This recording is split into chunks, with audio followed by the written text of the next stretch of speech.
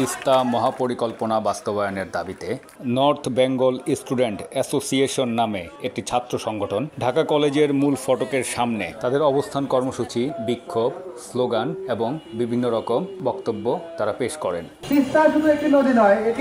তাদের এই বিক্ষোভ সমাবেশে বক্তব্য রাখেন ঢাকা কলেজের ছাত্রদলের সাবেক আহ্বায়ক, ছাত্রদলের সাবেক সেক্রেটারি সহ ছাত্র অধিকার পরিষদের কেন্দ্রীয় নেতৃবৃন্দরা এবং নর্থ বেঙ্গল স্টুডেন্ট অ্যাসোসিয়েশনের নেতৃবৃন্দরা উক্ত বিক্ষোভ সমাবেশে বক্তব্য রাখেন। বক্তব্যে নেতৃবৃন্দরা বলেন, দ্রুতই তিস্তার ন্যায্য হিস্সা আদায় করে উত্তরবঙ্গবাসী তথা এই দেশকে বাঁচাতে হবে, অন্যথায় আরও কঠোর থেকে কঠোর আন্দোলনের হুঁশিয়ারি দেন নেতৃবৃন্দরা।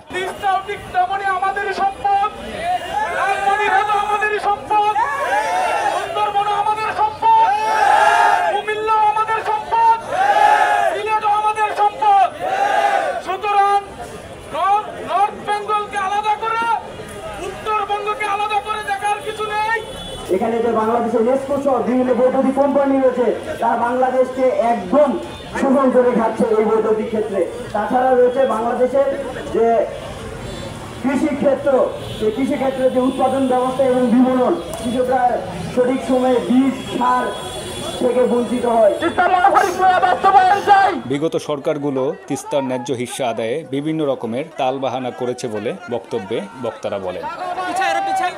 বক্তব্য শেষ করে একটি মশাল মিছিল নিয়ে ঢাকা কলেজ গেট থেকে শুরু হয়ে সায়েন্স ল্যাব হয়ে আবার ঢাকা কলেজের মূল গেটের সামনে এসে শেষ হয়।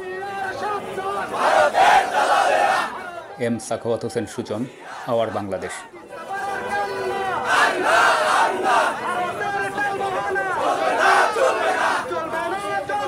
ভারত